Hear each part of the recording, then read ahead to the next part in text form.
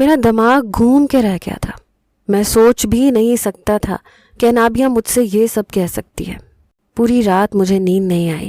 میرا دماغ جب بھی انابیہ کے بارے میں سوچتا تو میرا سر میں درد سا اٹھنے لگتا. اس نے ایسا سوچا تو سوچا بھی کیوں؟ اسے اپنی سوچ پر شرم کیوں نہیں آئی؟ کیا سگے رشتے ہی رشتے ہوتے ہیں؟ کیا انہی کا احترام ہوتا ہے؟ صبح ہوتے ہی میں نے نازش کو فون کیا تھا کیونکہ آج سنڈے تھا، آفس کی چھٹی تھی. اس نے میرا فون اٹھایا. کہنے لگی اتنی صبح صبح فرحاد، خیریت تو ہے؟ میں نے کہا کہ میں آج ہی تمہارے بھائی سے تمہارا رشتہ مانگنا چاہتا ہوں. دیکھو میرے والدین تو نہیں ہیں، اگر تم کہو تو آفس کے باس کو اپنے ساتھ لے آتا ہوں. ان سے میری اچھی سلام دعا ہے، اور انہوں نے مجھے کہا تھا کہ کہیں بھی رشتے کی بات ہو تو بے شک مجھے اپنے ساتھ لے جانا. تمہاری شرافت کی گواہی میں دے دوں گا. میری بات سن کر کہنے لگی کہ فرحاد خیریت تو ہے؟ کل ہی تو آپ نے مجھ سے بات کی تھی اور آج رشتہ لینے بھی آ رہے ہیں. میں نے کہا بس مجھے جلد از جلد شادی کرنی ہے. شادی کیا بلکہ سمجھوتے کے ساتھ کسی سے نکاح کرنا ہے. میری بات سن کر وہ کہنے لگی ٹھیک ہے، آپ آج آ جائیں، میں بھائی سے کہہ دوں گی کہ آپ سے ملاقات کرنی ہے. میں نے پورا دن انابیہ سے کوئی بات نہیں کی تھی. کمرے سے نکل کر میں گھر سے باہر آ گیا. شام تک بس یوں ہی سڑکوں پر پھرتا رہا، چکر لگاتا رہا. سوچ چکا تھا کہ رشتہ مانگتے ہی سیدھا شادی کی بات کروں گا. 1 مہینے کے اندر اندر نازش سے شادی کر لوں گا. جب شادی ہو جائے گی تو انابیہ کا دماغ خود بخود درست ہو جائے گا. شام کو جب میں نے نازش سے بات کی تو اس کی بھابھی بھی وہیں موجود تھی. دیکھنے میں کافی تیز ترار قسم کی خاتون لگ رہی تھیں. انہیں رشتے پر کوئی اعتراض نہیں تھا. جب میں نے سادگی سے شادی کرنے کے لیے کہا تو کہنے لگی ہم کیوں 4 لوگوں میں نکاح کریں گے؟ بھائی ہمارے گھر میں آپ بارات لے کر کم سے کم بھی 50-60 لوگ ضرور لے کر آئیے گا. ہماری بیٹی نے کوئی گناہ تھوڑی کیا ہے جسے چھپانے کے لیے ہم چند لوگوں میں نکاح کر کے محلے والوں کو اپنے اوپر شک و شبہات میں مبتلا کرتے رہیں. اس عورت کی بات نے مجھے حیران کر کے رکھ دیا تھا. آج کے دور میں اب بھی سادگی میں نکاح ہوتے ہیں، لیکن اس عورت کی سوچ کو شاید میں بدل نہیں سکتا تھا. میں نے کہا ٹھیک ہے، مجھے جہیز نہیں چاہیے. کہنے لگی جہیز ہم نے دینا بھی نہیں تھا. اس کا بھائی تو چپ چاپ بیٹھا رہا، البتہ اس کی بھابھی چبڑ چبڑ بولے جا رہی تھی. کہنے لگی نہ تو میں نے نازش کو کوئی جہیز دینا ہے اور نہ ہی زیادہ جوڑے. یہاں تک کہ نکاح کا جوڑا بھی ہمارے ہاں لڑکے والوں کی طرف سے آتا ہے، اور ویسے بھی جہیز ایک لعنت ہے. مجھے نہیں لگتا کہ آپ اس لعنت کو فروغ دیں گے. مجھے صرف نازش سے غرض تھا اور دوسرا مسئلہ انابیہ تھی. میں نے کہا ٹھیک ہے. میں 1 ماہ بعد کی تاریخ پکی کر کے آیا تھا. گھر پہنچا تو دروازہ کھولتے ہی سامنے انابیہ بیٹھی تھی. مجھے دیکھ کر فوراً میرے پاس آ گئی. کہنے لگی کہاں سے آ رہے ہیں آپ؟ میں نے اس کا ہاتھ پکڑ کر اس کے پیچھے کیا کیونکہ وہ بالکل مین دروازے کے پاس کھڑی تھی. میں اندر داخل ہو گیا. میں نے کہا میں ضروری نہیں سمجھتا کہ تمہیں یہ بتاؤں کہ میں کہاں سے آ رہا ہوں. تم ہوتی کون ہو مجھ سے سوال کرنے والی؟ کہنے لگی اگر آپ یہ سوچ رہے ہیں کہ آپ اپنی کولیگ سے شادی کر لیں گے فادی، میں کبھی ایسا ہونے نہیں دوں گی. اس کے لفظوں کو سن کر میرے قدم تھمے تھے. بڑے غصے سے میں نے اسے دیکھا تھا. میں نے کہا 1 مہینے بعد میری نازش سے شادی ہو رہی ہے. جاؤ شاباش، جو کر سکتی ہو کر لو. یہ کہہ کر میں اپنے کمرے میں چلا گیا. کچھ دیر بعد مجھے انابیہ کے کمرے سے کانچ ٹوٹنے کی آواز آنے لگی. وہ چلا چلا کر کہہ رہی تھی میں اس لڑکی کو زندہ نہیں چھوڑوں گی فادی، میں خود کو بھی مار ڈالوں گی اور اسے بھی. میں اس کے پیچھے نہیں گیا تھا. میں چاہتا تھا کہ وہ اپنا غصہ جیسے نکالنا چاہے نکال سکتی ہے. اسے اس بات کو تسلیم کرنا ہی ہوگا کیونکہ وہ جو سوچ رہی ہے وہ غلط ہے، اور میں کبھی بھی اس کو چھو نہیں سکتا. اسے کبھی بیوی کی نظر سے نہیں دیکھ سکتا. میں اپنے کمرے میں بیٹھا اس کے چیخنے چلانے کی آوازیں سن رہا تھا، لیکن ایک بار بھی اٹھ کر اس کے پیچھے نہیں گیا. میں جانتا تھا کہ ذرا سے زخم پر وہ شور مچانے کی عادی ہے، اسی لیے کبھی بھی خود کو نقصان نہیں پہنچائے گی. میرے ہاتھوں میں پلی بڑھی تھی. اس کی عادات سے میں اچھی طرح سے واقف تھا. اس کے بعد بالکل خاموشی سی چھا گئی. میں اب جب بھی گھر آتا انا اپنے آپ کو کمرے میں بند کر لیتی. میں نے بھی خاموشی اختیار کر لی. 1 مہینہ ایسے ہی گزر گیا. جس دن مجھے بارات لے کر نازش کے گھر جانا تھا اس دن انابیہ بھی تیار ہو کر اپنے کمرے سے باہر آئی. اسے دیکھ کر میں حیران رہ گیا. ایک فینسی میکسی پہنے وہ پوری تیار تھی، میرے سامنے آ کر کھڑی ہو گئی۔ میک اپ بھی کیا ہوا تھا لیکن آنکھیں متورم تھیں۔ کہنے لگی میں نے آپ کی بات تسلیم کر لی ہے، مجھے سمجھ آ گیا ہے کہ آپ نازش سے ہی شادی کریں گے۔ مجھے اب اس بات پر کوئی اعتراض نہیں ہے، مجھے بھی آپ کے ساتھ جانا ہے، لیکن آپ مجھ سے وعدہ کر رہے ہیں کہ آپ مجھ سے بعد میں بھی اتنا ہی پیار کریں گے جتنا پہلے کرتے تھے۔ میں نے کوئی بھی جواب نہیں دیا، لیکن انابیہ کی بات سن کر میں بہت مطمئن سا ہو گیا تھا۔ چلو یہ اچھی بات ہے کہ اسے یہ بات سمجھ میں آ گئی۔ میں خاموشی سے باہر نکل گیا۔ وہ آج بھی گاڑی کی فرنٹ سیٹ پر میرے ساتھ بیٹھی تھی۔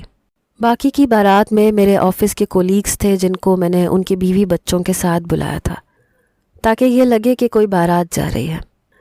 شادی کا انتظام نازش کے بھائی نے گھر کے باہر ہی ٹینٹ لگا کر کیا تھا۔ اس کی بھابھی پہلے ہی کہہ چکی تھی کہ ہم بارات پر کھانا نہیں کھلائیں گے، صرف نکاح کے بعد مٹھائی اور کولڈ ڈرنکس ہی پلائی جائیں گی۔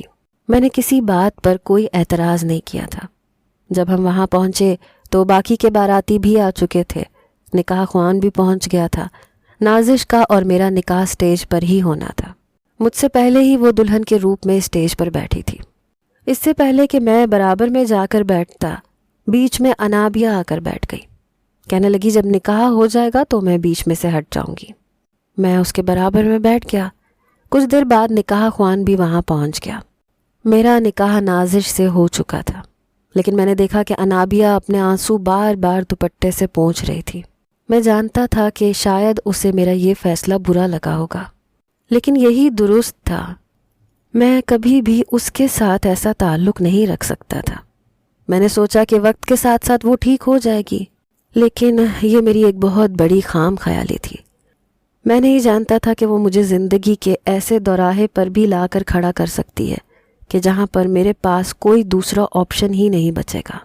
رخصتی کے بعد انابیہ ہی نازش کو میرے کمرے تک لے کر گئی تھی۔ میں اس وقت ذہنی انتشار کا شکار تھا، لیکن کہیں نہ کہیں مجھے یہ ایک بھرم تھا کہ نازش میرا ساتھ دیکھ کر میری بات کو سمجھنے کی کوشش کرے گی۔ مجھے یہ الجھن بھی ستائے جا رہی تھی کہ کہیں میرے ہاتھوں انابیہ کے ساتھ کچھ زیادتی نہ ہو جائے۔ آج تک کبھی ایسا نہیں ہوا تھا کہ اس نے مجھ سے کچھ مانگا ہو اور میں نے اسے دیا نہ ہو، لیکن اس بار جو چیز اس نے مانگی تھی وہ میرے اور اس کے درمیان قائم شدہ رشتے کی توہین تھی۔ میں کبھی بھی نہیں کر سکتا تھا۔ جب میں اپنے کمرے میں گیا تو نازش دلہن بنی بے حد پیاری لگ رہی تھی۔ میں اس کے پاس بیٹھ گیا، لیکن دماغ بالکل خالی تھا۔ اس وقت میرے پاس نازش کو کہنے کے لیے کوئی بھی خوبصورت سے جملے نہیں تھے، کیونکہ میرا دماغ ابھی بھی انابیہ میں اٹکا ہوا تھا۔ ڈر تھا کہ وہ کوئی ایسا کام نہ کر دے کہ میں نازش سے نظریں ملانے کے قابل نہ رہوں۔ میں نہیں چاہتا تھا کہ جو کچھ انابیہ نے چند دن پہلے مجھ سے کہا تھا، ایسی کسی بھی بات کی بھنک نازش کو پڑے۔ وہ کیا سوچے گی میرے بارے میں؟ مجھے سوچوں میں گم دیکھ کر باتوں کا سلسلہ نازش نے ہی شروع کیا۔ کہنے لگی فرہاد کیا سوچ رہے ہیں؟ کوئی پریشانی ہے تو مجھ سے کہیں۔ شادی پر بھی میں نے آپ کو مسکراتے ہوئے نہیں دیکھا۔ میں اسے کیسے بتاتا کہ میں کس الجھن کا شکار ہوں؟ میں نے کہا نہیں ایسی کوئی بات نہیں ہے، بس سب کچھ نیا نیا سا لگ رہا ہے۔ میں نے اس کا ہاتھ تھام لیا۔ میں نے کہا کہ بس ایک وعدہ چاہتا ہوں تم سے۔ کہنے لگی جی کہیے۔ میں نے کہا کہ میاں بیوی کے رشتے میں اگر شک آ جائے تو گھر برباد ہو جاتا ہے۔ میرے دل میں اور میری زندگی میں صرف تم ہو، بس میری اس بات کا اعتبار رکھنا، مجھ پر کبھی بھی شک مت کرنا۔ میری بات سن کر وہ مسکرانے لگی۔ کہنے لگی میں خود کو خوش نصیب سمجھتی ہوں کہ مجھے آپ جیسا ہم سفر ملا ہے۔ میں نے اس کے ہاتھ میں رونمائی کی انگوٹھی پہنائی تھی۔ نازش بے تحاشا خوبصورت لڑکیوں میں شمار نہیں ہوتی تھی، لیکن تھی بہت سمجھدار، ٹھنڈے دماغ کی مالک۔ آہستہ آہستہ نازش سے باتیں کرتے کرتے میں خود کو کافی مطمئن سا محسوس کر رہا تھا۔ اس کے زیورات میں نے اپنے ہاتھوں سے اتارے تھے۔ اس سے پہلے کہ میں اپنی محبت کا اظہار کرتا، کمرے کا دروازہ بہت بری طرح سے دھڑ دھڑایا گیا۔ نازش چونک سی گئی، لیکن میں سمجھ گیا تھا کہ یہ ضرور انابیہ کو ہی کوئی مصیبت آئی ہوگی۔ میں نے کہا میں دیکھتا ہوں۔ میں نے کمرے کا دروازہ کھولا تو آنکھیں سرخ، ناک سرخ، بے تحاشا روئے جا رہی تھی انابیہ۔ کمرے میں آتے ہی میرے ساتھ لگ گئی۔ میں تو پوری طرح سے گھبرا رہا تھا، حالانکہ ایسا پہلی بار نہیں ہوا تھا۔ وہ جب بھی روتی تھی میرے ساتھ لگ جاتی تھی، لیکن پہلے کی بات اور تھی۔ اب اس کا میرے ساتھ لگنا مجھے برا لگ رہا تھا۔ کہنے لگی مجھے ڈر لگ رہا ہے، میرے کمرے میں چپکلی آ گئی ہے، مجھے خوف آ رہا ہے، کیا میں آپ کے کمرے میں سو سکتی ہوں؟ میں نے اسے خود سے پیچھے کیا تھا۔ میں نازش کے سامنے کوئی تماشا نہیں چاہتا تھا۔ میں نے کہا کہ وہ یہ سب کیوں کر رہی ہے؟ نازش فوراً سے اٹھ کر آ گئی۔ کہنے لگی فرحاد آپ باہر جا کر لیٹ جائیں، انابیہ کے ساتھ میں سو جاتی ہوں۔ میں خاموشی سے کمرے سے باہر نکل گیا، لاؤنج میں جا کر بیٹھ گیا۔ میں جانتا تھا کہ وہ چاہتی ہی نہیں ہے کہ میں اپنی بیوی کے پاس وقت گزاروں۔ جتنا میں انابیہ کے بارے میں سوچ رہا تھا، میرا غصے سے برا حال تھا۔ 1 گھنٹے بعد جب میں کمرے میں گیا تو وہ دونوں بے خبر سو رہی تھیں، اپنے کپڑے بھی تبدیل کر چکی تھیں، لیکن میں بھی سوچ چکا تھا کہ انابیہ کا بنایا گیا منصوبہ کبھی بھی کامیاب نہیں ہونے دوں گا۔ میں نازش کے پاس گیا، اسے اس کی جگہ سے اٹھایا۔ وہ اٹھی تو میں نے اپنے ہونٹوں پر انگلی رکھ کر اسے چپ رہنے کا اشارہ کیا۔ اس کا ہاتھ پکڑ کر اس کو باہر لے آیا۔ کہنے لگی کیا بات ہے، سب ٹھیک تو ہے؟ میں نے کہا نہیں، سب ٹھیک نہیں ہے۔ کہنے لگی کیا ہوا ہے فرحاد؟ میں نے کہا نیند نہیں آ رہی۔ کہنے لگی وہ کیوں؟ میں نے کہا خود سے پوچھو، کسی کی بیوی اتنی حسین ہو، شادی کی رات وہ اس سے دور ہو جائے تو کمبخت نیند کیسے آ سکتی ہے؟ آج تمہارے بغیر میں اکیلا کمرے میں سونا نہیں چاہتا۔ میری بات سن کر وہ تھوڑا جھینپ سی گئی۔ میں اسے گیسٹ روم میں لے آیا۔ اس کو اس کا حق ادا کرنا چاہتا تھا، وہ بھی پوری آمادگی اور محبت اور خلوص کے ساتھ، کیونکہ وہ اس کی حقدار تھی۔ صبح نازش کب کمرے سے نکل کر باہر گئی مجھے نہیں پتا۔ میری آنکھ پراٹھوں سے اٹھتی خوشبو سے کھلی تھی۔ میں نے برابر میں دیکھا تو بیڈ خالی تھا، گھڑی کی طرف دیکھا تو 10 بج رہے تھے۔ میں نہا دھو کر جب باہر آیا، سامنے کچن میں نازش ناشتہ بنا رہی تھی۔ پہلی بار میں نے دیکھا تھا اس کے گیلے لمبے گھنے بالوں کو۔ میں کچن میں اس کے پاس آ گیا، اپنے دونوں بازو اس کے گلے میں حائل کر دیے، اسے ماتھے پر بوسہ دیا۔ میں نے کہا آئندہ کمرے سے باہر آنے سے پہلے ایک اچھا سا گڈ مارننگ مجھے کمرے میں دے کر باہر آیا کرو۔ وہ نظریں جھکا گئی۔ شرم سے اس کے چہرے پر پھیلنے والی سرخی نے میرے دل کے سارے تار جیسے چھیڑ دیے تھے۔ فوراً سے اس نے میرے ہاتھ اپنے گلے سے پیچھے کیے۔ کہنے لگی فرحاد کتنی بری بات ہے، اگر انابیہ ابھی باہر آ جائے تو کیا سوچے گی؟ باپ کو شرم نہیں آتی کھلے عام رومانس کرتے ہوئے؟ انابیہ کا سن کر میرا سارا موڈ خراب ہوا تھا۔ میں نے کہا ٹھیک ہے، تم ناشتہ بناؤ، لیکن آئندہ خیال رکھنا، پہلے شوہر پھر گھر۔ مسکرانے لگی تھی۔ زندگی کے بہت خوبصورت رنگ تھے جو میں نازش کے ساتھ دیکھ رہا تھا۔ میں ڈائننگ ٹیبل پر بیٹھا تھا جب نازش نے ناشتہ لگانا شروع کر دیا۔ اسی وقت میرے کمرے کا دروازہ کھلا۔ بڑی عجلت میں انابیہ کمرے سے باہر آئی۔ ہم دونوں کو کمرے سے باہر دیکھ کر، ناشتے کی ٹیبل پر دیکھ کر کچھ حیران سی ہوئی۔ میں نے کہا گڈ مارننگ مائی چائلڈ، آؤ انابیہ آ کر بیٹھو، دیکھو تمہاری ماں نے کتنا زبردست ناشتہ بنایا ہے۔ میں نے جان بوجھ کر یہ رشتہ جتایا تھا۔ مجھے عجیب سی نظروں سے دیکھنے لگی، میرے برابر والی کرسی کو کھینچ کر وہاں بیٹھنے لگی۔ میں نے کہا نہیں انابیہ، سامنے جا کر بیٹھو، یہ اب نازش کی جگہ ہے۔ یہ سن کر وہ غصے میں آ گئی، لیکن بیٹھی وہیں تھی میرے برابر والی کرسی پر۔ میرے گھورنے پر کہنے لگی یہ میری جگہ ہے اور میں ہمیشہ یہیں بیٹھوں گی۔ نازش کہنے لگی کوئی بات نہیں، اچھا بتاؤ ناشتہ کیا کرو گی؟ میں نے تو پراٹھے بنا لیے کیونکہ مجھے اندازہ نہیں تھا کہ کون کیا کھاتا ہے۔ کہنے لگی میں یہ سب نہیں کھاتی، مجھے آپ فریش جوس بنا کر دیں۔ اس سے پہلے کہ نازش اس کے لیے ناشتہ بناتی، ملازمہ آ چکی تھی۔ میں نے کہا تم بیٹھو، ویسے بھی انابیہ کو ملازمہ کے ہاتھ کے ناشتے کی عادت ہے، ملازمہ اسے ناشتہ بنا دے گی۔ نازش خوش تھی کہ چلو گھر میں کوئی اور بھی آیا۔ ناشتے کے دوران میں نازش سے ہی باتیں کرتا رہا۔ چند دن ایسے ہی گزر گئے۔ صبح صبح ایک دن میں اپنے کمرے میں تھا، آفس کے لیے تیار ہو رہا تھا۔ نازش میری ٹائی بنا رہی تھی کہ مجھے شرارت ایسی سوجی، میں نے اپنے دونوں ہاتھ اس کی کمر پر رکھ دیے۔ اس سے پہلے کہ میں کوئی گستاخی کرتا، کمرے کا دروازہ کھلا، سامنے انابیہ کھڑی تھی۔ میں فوراً سے پیچھے ہٹ گیا۔ وہ ہاتھ میں کنگا لیے بال کھولے میرے پاس آ گئی۔ کہنے لگی فادی میری 2 چٹیاں بنانی ہیں، مجھے اسکول سے دیر ہو رہی ہے۔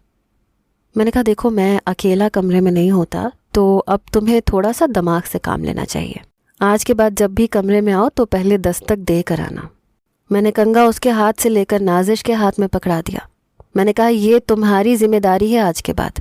انابیہ کے چھوٹے موٹے سارے کام تم کرو گی. نازش نے میرے ہاتھ سے کنگا پکڑ لیا لیکن انابیہ مجھے بڑے غصے سے دیکھ رہی تھی. کہنے لگی فادی آپ جانتے ہیں میں آپ کے علاوہ کسی سے بھی کنگا نہیں کرواتی. میں نے کہا تمہاری ماں آ گئی ہے نا, آج کے بعد وہی تمہارے سارے کام کرے گی. اس نے کنگا نازش کے ہاتھ سے چھینا اور کمرے سے باہر چلی گئی. نازش حیران پریشان اسے دیکھ رہی تھی. کہنے لگی اس کے ساتھ مسئلہ کیا ہے؟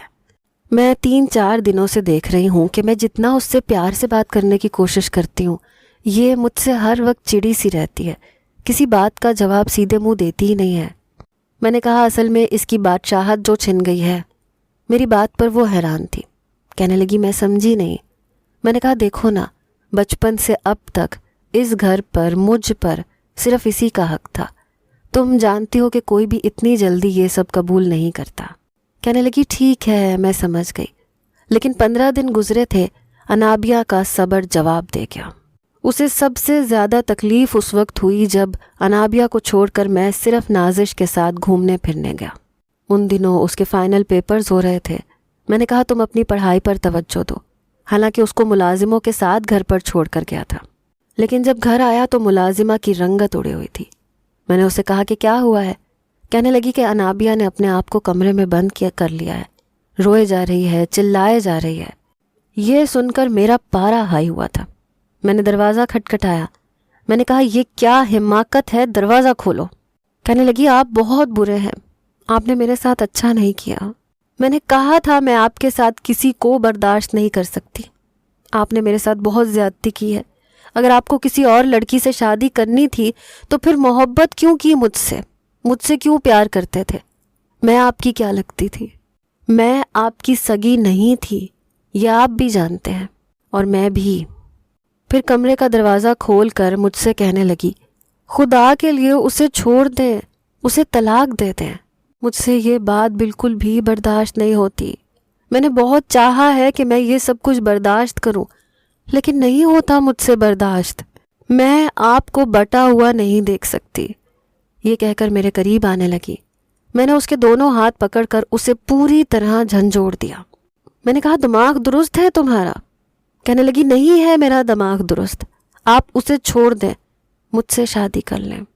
وہی ہوا جس بات کا مجھے ڈر تھا. نازش تو یہ بات سن کر ہکا بکا مجھے اور انابیہ کو دیکھنے لگی. وہ تو شاید اس بات کا تصور بھی نہیں کر سکتی تھی. میں نے کہا اگر ایک لفظ بھی تم نے اور کہا انابیہ تو میں تھپڑ تمہارے منہ پر مار دوں گا, جو میں نے آج تک کبھی تمہیں نہیں مارا. کہنے لگی ہاں آپ مجھے ماریں گے, میرے ساتھ ہر قسم کی زیادتی کی جائے گی. آپ کی بیوی جو آ گئی ہے آپ کے کان بھرنے کے لیے, یہ اچھی لڑکی نہیں ہے, یہ آپ کے سامنے اچھا بنتی ہے. میں سچ کہہ رہی ہوں, اسے طلاق دے دیں, مجھ سے شادی کر لیں. ہم دونوں نے ابھی تک اس گھر میں بہت اچھی زندگی گزاری ہے, ایک دوسرے کے ساتھ بڑے یادگار لمحے گزارے ہیں. یہ بات سن کر نازش مجھے شکی نظروں سے دیکھنے لگی. میں سمجھ نہیں پا رہا تھا کہ اس سچویشن کو کیسے ہینڈل کروں. میں نے انابیہ کو کمرے کے اندر دھکیلا اور کمرے کا دروازہ بند کر دیا. میں نے کہا تمہارا دماغ درست ہے؟ شرم نہیں آتی تمہیں اس طرح کی بات کر رہی ہو نازش کے سامنے؟ کیا سوچے گی وہ کہ ہمارے اندر رشتوں کا تقدس ختم ہو گیا ہے؟ ہم انسان سے جانور بن گئے ہیں جن کے اندر کسی رشتے کی کوئی تمیز نہیں ہوتی. تمہیں بیٹی کہا ہے میں نے, بیٹی سمجھتا ہوں. خبردار جو آئندہ میرے ساتھ اس قسم کی باتیں کی تم نے تو مجھے مجبور مت کرو کہ میں تمہیں واپس تمہارے باپ کے پاس بھیج دوں. میرا یہ کہنا تھا کہ وہ چپ سی ہو گئی. کہنے لگی سارا قصور اسی شخص کا ہے. ارے آپ کا بھی ہے. میرا باپ مجھے یتیم خانے چھوڑنا چاہتا تھا تو مجھے جانے دیتے. کیوں مجھے اپنے گھر پر رکھا آپ نے؟ کیوں مجھے اتنی محبت کا عادی بنایا؟ کیوں مجھے اپنا عادی بنایا تاکہ ایک پل میں آپ مجھے چھوڑ دیں اور میں چپ چاپ یہ سب کچھ برداشت کر لوں؟ میں نہیں جانتا تھا کہ میرے اس عمل کا یہ خمیازہ بھی مجھے بھگتنے کو ملے گا. میں اسے اس کے حال پر چھوڑ کر کمرے سے باہر نکل آیا. نازش کمرے میں جا چکی تھی. جب میں گیا تو دیکھا کہ وہ روئے جا رہی تھی. मैं समझ नहीं पा रहा था कि अब उसको कैसे संभालूं, क्या कहूँ उसे। अनाबिया ने तो मुझे शर्मिंदा करके रख दिया था। मैं उसके सामने जाकर बैठा। कहने लगी, फरहाद ये सब क्या है? मैंने कहा, उस लड़की का दिमाग ख़राब है। मैंने हमेशा उसे अपनी बेटी की तरह समझ के पाला है। मैं नहीं जानता था कि ये इस किस्म की सोच रखेगी। पता नहीं किन लड़कियों में बैठने लगी है। बखुदा नाजिश, मैं अब भी उसे अपनी बेटी समझता हूँ। मैंने तुम्हें पहले भी कहा था कि मुझ पर शक मत करना, लेकिन वो कुछ भी सुनने को तैयार ना थी। मैंने उसके हाथ पर अपना हाथ रखा तो उसने हाथ झटक दिया। कहने लगी, आप उस लड़की से मोहब्बत करते हैं, वो आपसे शादी करना चाहती है, वो मुझे यहाँ रहने नहीं देगी, मुझे बर्दाश्त नहीं करेगी। और मैं बेवकूफ़ ये समझती रही कि शायद वो मुझे सौतेली माँ की तरह से ट्रीट कर रही है। यहाँ तो किस्सा ही और है, बात ही और है। मैंने कहा कि खुदा के लिए, वो पागल है, बच्ची है, जज्बाती है, तुम तो अकल से काम लो। कहने लगी, मुझे नहीं रहना यहाँ पर। पूरा दिन वो मेरी ज़िंदगी अजीरन बना के रखती है। कभी खाने में नमक तेज़ कर देती है, मेरे हर काम को ख़राब करके रख देती है। मैं पूरा दिन अपने कामों को सुधारने में लगी रहती हूँ। फरहाद, आप सोच लें कि आपने क्या करना है, क्योंकि ये मुझे कभी भी रहने नहीं देगी। मैं अपनी ज़िंदगी आजमाइश में नहीं डाल सकती। या तो आप इसको इसके बाप के पास भेज दें, या फिर मैं इस घर से चली जाती हूँ। फैसला आपके हाथ में है। मैंने कहा, मैं तुम्हें धोखे में नहीं रख सकता, मैं अनाबिया को भी इस तरह नहीं छोड़ सकता। लेकिन मुझे बहुत मायूसी हुई है। मैं तो समझा था कि तुम मुझे समझने की कोशिश करोगी, मेरी हमसफ़र बनोगी, मेरी मुश्किल को आसान करोगी। मैं नहीं जानता था कि तुम यूं जान छुड़ाकर चली जाओगी। नाजिश, अनाबिया बच्ची है, ना समझ है, न जाने किस किस्म की गैदरिंग में बैठकर उसने ये सब तसव्वुर कर लिया। बाखुदा मैंने कभी उसे बेटी के अलावा किसी दूसरी नज़र से नहीं देखा। मुझे तुम्हारे साथ की अशद ज़रूरत है। ना तो मैं तुम्हें तलाक दे सकता हूँ, ना मैं अनाबिया को छोड़ सकता हूँ। वो इतनी कम उम्र है कि मैं उसकी शादी भी नहीं कर सकता। प्लीज़ मुझे समझने की कोशिश करो। नाजिश ये बात सुनकर चुप हो गई। चंद दिन बाद मुझसे कहने लगी कि मेरी दोस्त का एक बेटा है, यहीं कॉलेज में पढ़ता है। पहले हॉस्टल में रहता था, लेकिन उसके हॉस्टल में आजकल लड़के सिगरेट और नशे में पड़ चुके हैं। उसने मुझसे कहा है कि अगर मैं अपने घर में रख लूँ तो वो मेरी बड़ी शुक्रगुजार होगी। हमारा घर इतना बड़ा है, अगर आपको बुरा ना लगे तो मैं बुला लूँ। बहुत अच्छा लड़का है, आपको उससे कोई मसला नहीं होगा। बस मेरी दोस्त को ये डर है कि वो कहीं बुरी लत में ना पड़ जाए। मैंने कहा, ठीक है, तुम उसे बुला लो। चंद दिन बाद ही रोमान नामी एक लड़का हमारे घर में आ गया। काफ़ी शरीफ लड़का था। मैंने कभी उसे नज़रें उठाकर देखते हुए नहीं देखा था। ज़्यादातर अपने कमरे में रहता था, सिर्फ डाइनिंग टेबल पर ही हमारे साथ होता था। कंप्यूटर इंजीनियरिंग कर रहा था। उससे बात करके मुझे लगा कि कम उम्री में ही उसे अपना करियर बनाने की फ़िक्र है। वो मुझसे इसी किस्म की बातें करता था, कारोबार के मुताल्लिक, कंप्यूटर के मुताल्लिक। कहता था, आपसे बात करके मुझे काफ़ी नॉलेज मिलती है। अनाबिया अभी भी मुझसे बात नहीं करती थी, ज़्यादातर वक्त अपने कमरे में ही गुजारती थी। अपने लिए आजकल खाना भी खुद ही पका रही थी। इसीलिए हम खाना खा रहे थे जब वो किचन में ऑमलेट बना रही थी। एकदम ही उसके चिल्लाने की आवाज़ आई। मैं फ़ौरन से किचन में भागा तो वो अपना हाथ झटक रही थी। उसके हाथ से खून बह रहा था। मैं फ़ौरन से उसके पास आया, उसका हाथ थामा तो उसने हाथ छुड़वा लिया। छोड़े मेरा हाथ, अपने काम से काम रखा करे। उसकी वही बदतमीज़ी थी। मैंने कहा, तुम्हारा हाथ कट गया है, दिखाओ मुझे। कहने लगी, आपको क्या लगे, जाके अपनी बीवी के पास बैठे, उसके नखरे उठाएं। मुझे उस पर गुस्सा आने लगा। मैंने कहा, ठीक है, ऐसे तो फिर ऐसे ही ठीक है। मैं किचन से बाहर आ गया, लेकिन मेरी भूख मिट चुकी थी। मैंने नाजिश से कहा कि मेरा खाने का मूड नहीं है, बस एक कप चाय बनाकर मुझे दे देना। ये कहकर मैं कमरे में चला गया। नाजिश कुछ ही देर बाद चाय लेकर कमरे में आ गई। कुछ देर मुझसे बातें करती रही। उसे शायद नींद आ रही थी। चंद दिनों से उसकी तबीयत भी ठीक नहीं थी। बहुत जल्दी उसे नींद आ जाती थी। बातें करते करते वो सो चुकी थी। मैं जब खाली कप किचन में रखने के लिए आया तो मैंने देखा कि अनाबिया कमरे में बैठी रो रही थी और वो लड़का उससे कुछ फासले पर बैठा उसके हाथ पर पट्टी बांध रहा था।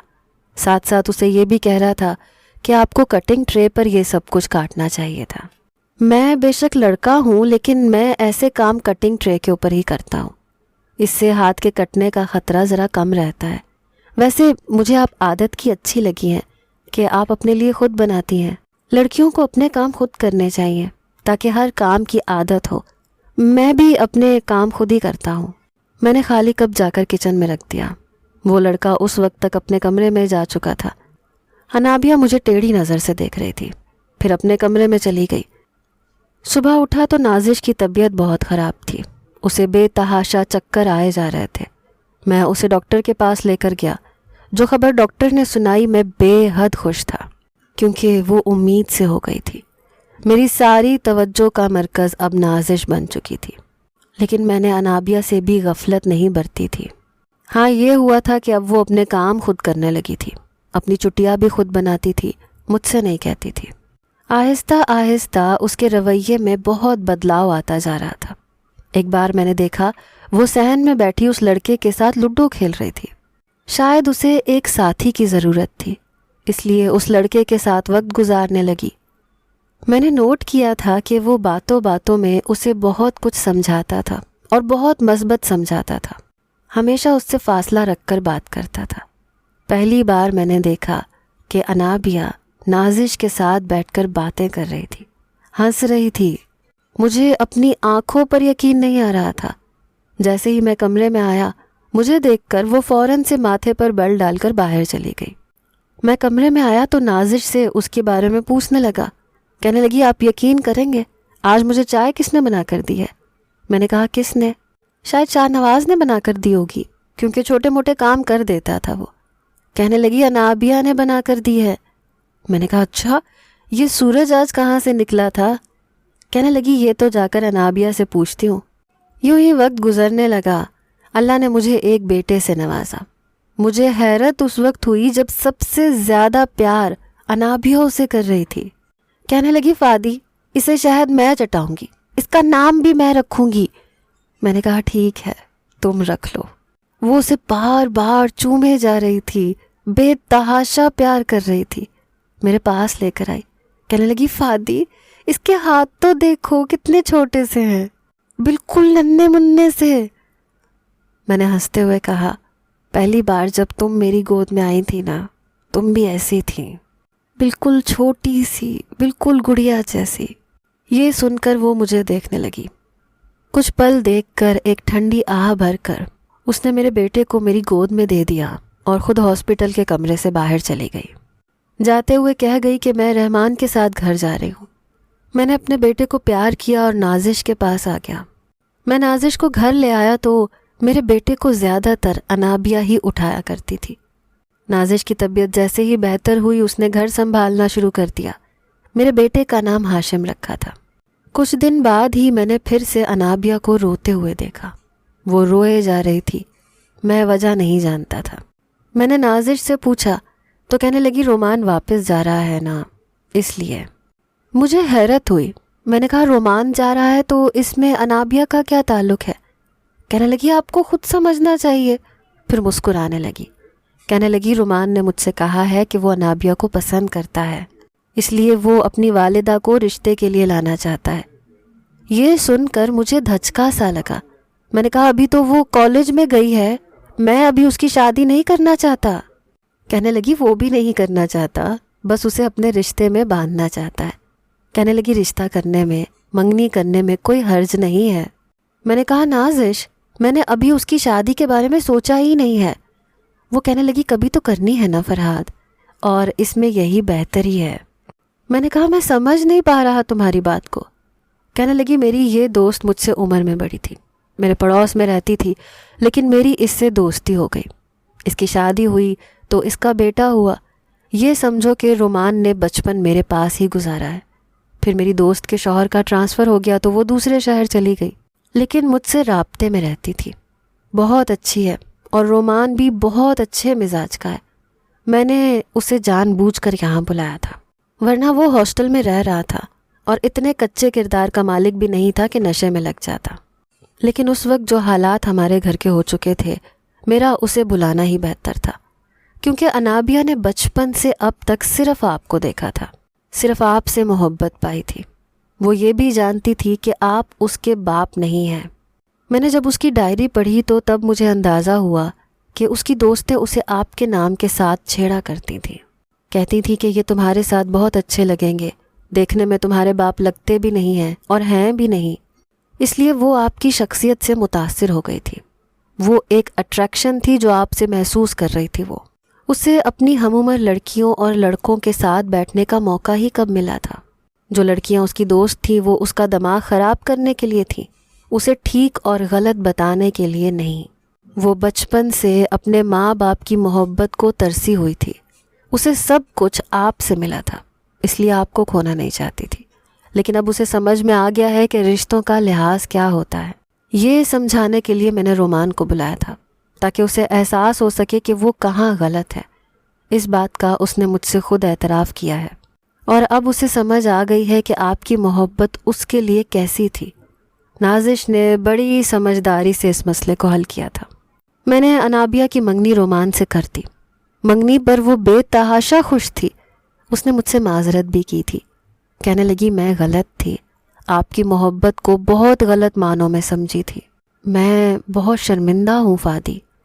وقت اور گزرنے لگا، اب وہ زیادہ تر رومان سے فون پر باتیں کرتی اور وہ ابھی بھی اسے سمجھاتا رہتا تھا۔ کالج بھی اس نے بہت اچھے نمبروں سے پاس کیا تھا، اور اس میں زیادہ ہاتھ رومان کا تھا جو اسے گائیڈ لائن دیتا رہتا تھا۔ انگلش میں ایم اے کرنے کے بعد جب اس کی رخصتی کا وقت آیا تو میرا دل بہت بے چین تھا، وہ بھی روئے جا رہی تھی۔ پہلی بار اس کو رخصت کرتے وقت اس کے سر پر ہاتھ رکھ کر میں بہت رویا تھا۔ پھر میں نے رومان سے کہا کہ میری بیٹی کی آنکھوں میں آنسو نہیں آنے چاہیے، بس یہی گزارش ہے میری تم سے۔ وہ کہنے لگا کبھی نہیں آئیں گے۔ میں اپنے فرض سے آزاد ہو چکا تھا، اور مجھے نازش پر بڑا ناز تھا کیونکہ اس نے بڑی سمجھداری سے اس سارے معاملے کو ہینڈل کیا تھا۔ ابھی بھی اویس کو اپنی بیٹی کی یاد نہیں آئی تھی، یہاں تک کہ اس کی شادی پر بھی اس نے فون نہیں کیا تھا۔ وہ شاید میری ذمہ داری تھی، اسی لیے ابھی تک میں ہی نبھا رہا تھا، ایک باپ بن کر۔